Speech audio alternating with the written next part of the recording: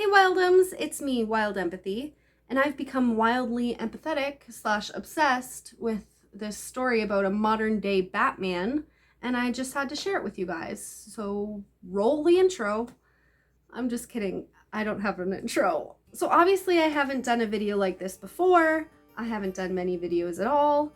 I'm working on that, please bear with me. I heard this story and there's not enough positive coverage about it in my opinion. I had to change that. Okay, so I'm just gonna jump into this story because there's a lot to talk about. It gets me a little bit fired up at some points. There may be a little talk of sexual abuse and violence, maybe a little language, so viewer discretion is advised, or whatever, YouTube. Okay, so Jason Vukovich is a 45-year-old Alaskan man who is currently serving 23 years for one felony charge of robbery and one felony charge of assault, which is an absolutely absurd amount of time for his crimes, in my opinion, and I'll tell you why. So what did Jason do?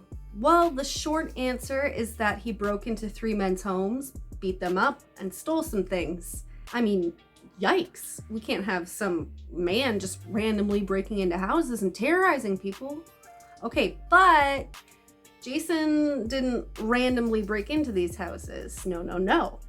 He found these men on the sex offender registry in his area, the public sex offender registry in his area. So, you know, it's not like they were like innocent civilians. They were also convicted criminals. Now, some people will say, as the judge did, as Jason himself later did, that these men served their time, they paid for their crimes, and so carrying out vigilante justice on them is wrong. I have a counter argument. I just want to know, was justice fully served for the victims in those 3 cases? Like, was the punishment that they received really appropriate for the crimes they committed? I think no, and Jason thought no too. That's why at 9:30 a.m. on June 25th, 2016, he puts on his superhero vigilante costume and begins his vigilante spree of delayed justice. So it starts with him knocking on the door of a man named Charles Albee. Charles opens the door, doesn't know Jason at all. Jason comes in, forces him to sit on the bed, starts slapping him around a little bit, tells him why he's there, tells him, you know, you're a sex offender and I'm here to punish you for that. He just slapped him around a little, took a few things, and left. He didn't even murder Charles at all. Not even a little bit. Like, that was self-control. Then at 4 a.m. on June 27th, Jason strikes again, and it's like a party, because now he's got ladies with him. He's not alone. His next victim is Andre Barbosa. They all show up at Andre's home. They ask him, they confirm who it is. They come in, they make him sit down. Apparently one of the ladies films this on her cell phone. They tell him that they're there to collect a debt, and they threaten him with the hammer. They punch his face several times. They do not hit him with the hammer. They call him a pedophile, and they steal his truck and they leave him alive without even having been hit by a hammer or anything. So finally at 1 a.m. on June 29th, Jason breaks into the home of Wesley Demarest. He threatens Wesley's roommate with a hammer, telling him to leave. He tries to give Wesley some commands like get on your knees or lay down. Wesley doesn't listen to him at all, so Jason hit him over the head with the hammer. This knocks Wesley unconscious. He later woke up in a pool of his blood. Jason stole a laptop and left in the meantime while Wesley was unconscious, and police later found him parked nearby with all the things in his car, and he was arrested. His vigilante spree is finally over. He is no longer a dangerous threat to society. Now, Jason initially faced 18 charges for his crimes and over 45 years in prison. Instead, his final sentence was the 23 years for the 2 felony charges. Now, the best part of this story is the letter that Jason sent to the prosecution outlining what his plea deal would be. So before I share that, though, I think it's really important for me to tell you a little bit about Jason's upbringing and childhood. So Jason was raised in a strict Christian household with his mother, his brother Joel, and his adoptive father, Larry Lee Fulton.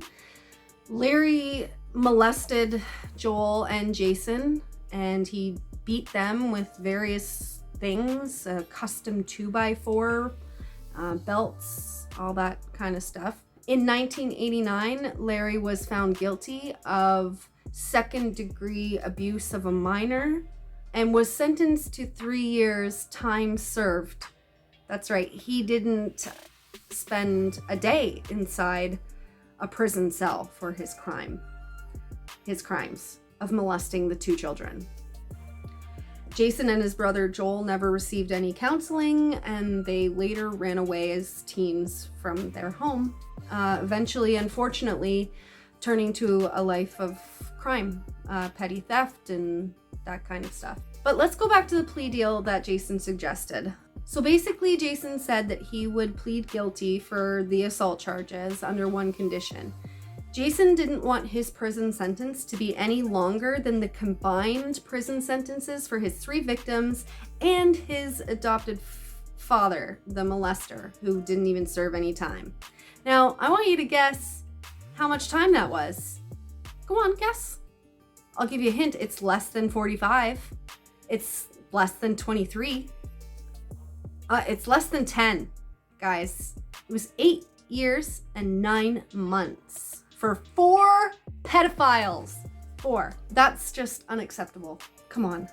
Oh my God. Now, I couldn't actually find much information about how much time these men actually served. That's what they were sentenced to. So they probably didn't even serve that much time in jail. So in my opinion, 8 years and 9 months isn't anywhere close to enough time for some of the things that these men ended up on the registry for, which, by the way, since we're talking about Jason and his crimes, I did look into a little bit about what they did. So the first guy that basically just got slapped around a little, Charles Albee, he was convicted in 2003 of second-degree abuse of a minor, the same thing that Larry was convicted for. So the second guy, Andre Barbosa, he had been convicted for possession of child pornography in 2014. That right there is only 2 years before this assault took place, and he was already free. So what does that say? And the last man, Wesley Demarest, who did unfortunately suffer a traumatic brain injury of some kind, had been convicted in 2006 of attempted sexual assault of a minor. Now, Jason isn't the only person to take justice into his own hands like this. Just this year, a man named James Fairbanks in Omaha shot and killed 64-year-old Matteo Condalucci, a registered sex offender. James is described by his wife to have been dedicated to helping at-risk children, and likely that he felt an obligation to protect the neighborhood when he found out that Matteo was living there. Now, before you wonder about this 64-year-old man and whether he deserved to die for his crimes, let me share with you a little bit about what I found out about what Matteo was on the registry for. Matteo was first arrested in 1994 for attempted sexual assault of a child under 16. And then in 2006, he was arrested for sexual assault of a minor. Not attempted, he succeeded that time. Now, the sketchiest part of this whole thing is that Matteo, sweet 64-year-old Matteo, set up a swing set in a playground in his backyard just last year. He claims it's for family, he has a young nephew, but come on. He's on the sex offender registry. Like, you can't have a playground in your back. Now, I don't know how much time Matteo served for his crimes, and James obviously hasn't been sentenced yet. He's still undergoing his sentencing in his trial. But it would be very interesting to see what the comparison is there. So I definitely wanted to share a few things that Jason shared in his letters to the prosecution, because he made a lot of really compelling points and spoke with just beautiful words. So I'm just gonna read that in his words. So Jason said, "Grown men who suffer physical wounds will heal. Children who who are maligned physically, spiritually, and emotionally grow up but never become what they could have been. A molested or beaten child automatically receives a life sentence. There is no release date. And that's true. He also said, I realize no organized modern society can tolerate vigilantism. However, no reasonable court can think that justice is served when someone who allegedly assaulted 3 convicted child molesters is expected to serve 4 or 5 times as long in prison as they did combined. You have to admit he has a point there. Obviously, the judge and the prosecution did not agree. They rejected this plea offer, and now Jason is serving a 23-year sentence for those 2 felonies. Yeah, and I think he's being held at the Goose Creek Correctional Center in Matanuska-Susitna Borough in Anchorage, Alaska. But that might have just been where he was being held for his trial. I'm not sure if you can write there to give him some support. I'm not sure if he wants that. So in November, though, after his trial, Jason sent out like an emotional plea to people not to follow in his footsteps, showing real regret for the crimes that he committed. He said, and again, I'll read it word for word. He said, if you have already lost your youth like me due to a child abuser, please do not throw away your present and your future by committing acts of violence. There is no place for vigilante justice in an ordered society. I thought back to my experiences as a child and felt the overwhelming desire to act. I took matters into my own hands and assaulted 3 pedophiles. I began my life sentence many, many years ago. It was handed down to me by an ignorant, hateful, poor substitute for a father. I now face losing most of the rest of my life due to a decision to lash out at people like him. To all those who have suffered like I have, love yourself and those around you. This is truly the only way forward. This guy, he's got it right on the nose. I don't think I could say it any better.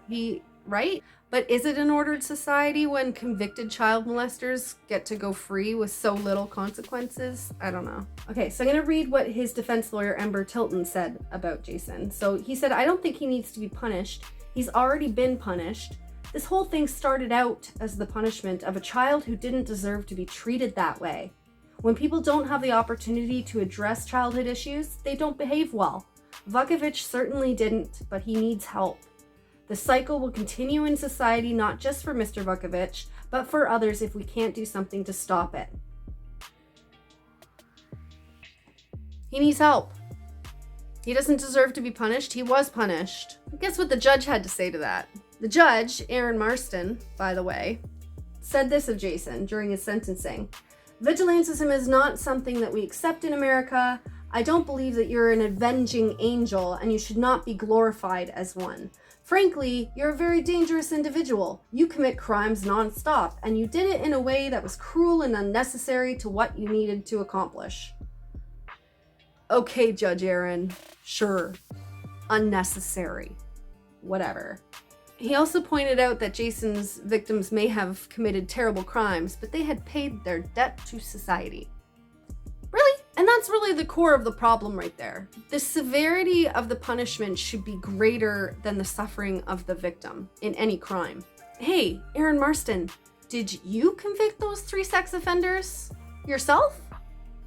And you would totally agree that justice was served for the victims in their cases with their sentences that they received. Do you really think that they paid their debt with the time that they served? Really? Because it seems to me like the justice system doesn't really value the extent of the suffering children experience when they're taken advantage of in these horrible, horrific ways. Oftentimes, these monsters are right back out on the streets before the victim even had a referral for counseling. And that's fucking messed up. Like Jason said, these monsters got to hand out life sentences of mental anguish to others. Where's their life sentences? If they get to experience the freedom of society, they should certainly live in fear that at any moment someone could look up their name on the registry and give them an ass whooping. Kind of makes you feel a little vulnerable and scared, doesn't it? Kind of like a child who doesn't know when someone's going to assault them and can't do anything about it.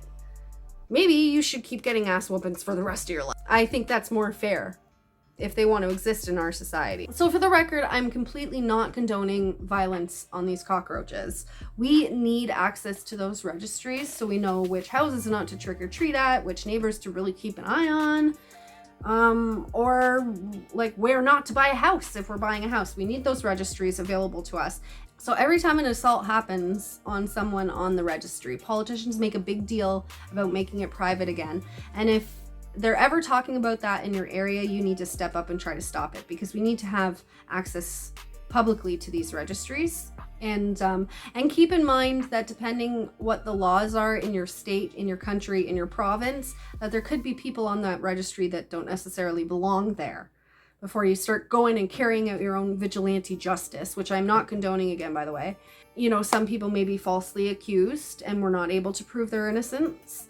And there may be, in some areas, the laws are very strange about two minors in a consensual relationship. It's a stretch, I know. I'm playing devil's advocate here because most of the people on the list, I'm sure, really deserve an ass whooping. But just keep in mind that we are not all-knowing and we are not the judges of people. That should be left up to the judges. We know they're not doing a good job, but there's other ways to change that. Lots of people view Jason as a hero. I myself called him Batman at the beginning of this video. Jason did not want to be celebrated as such. He doesn't view himself as a hero. So this is me not celebrating Jason and his crimes. I am not the only person who believes that Jason doesn't deserve to spend 23 years in prison for what he did.